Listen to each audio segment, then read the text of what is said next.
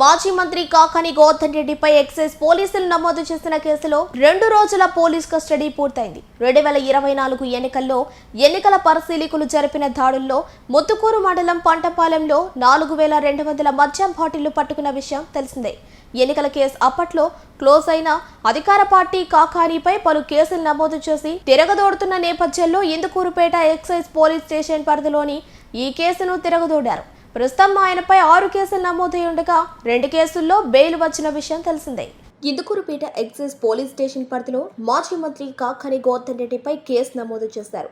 ఈ కేసులో మొత్తం 9 మంది ఉండగా కాకాని 6వ నిందితుడు. వీరిలో కొందరికి బెయిల్ మంజూరైంది, మరికొందరు పరారీలో ఉన్నారు. ఈ కేసులో వాలిన్ బ్రహ్మానందంలో కీలక పాత్ర వహించినట్లు ఇప్పటికే ఎక్సైజ్ పోలీసులు గుర్తించారు.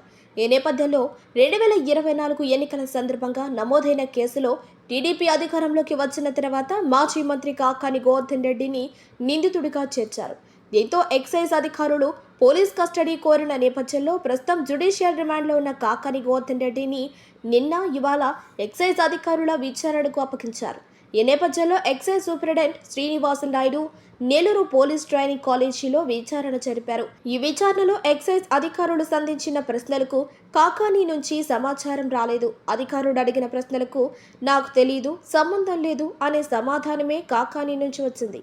దీంతో ఎక్సైజ్ అధికారులు ఇవాళ సాయంత్రం 5 గంటలకు తిరిగి నెల్లూరు సెంట్రల్ జైల్లో కాకాని గోవర్ధన్ రెడ్డిని అప్పగించారు.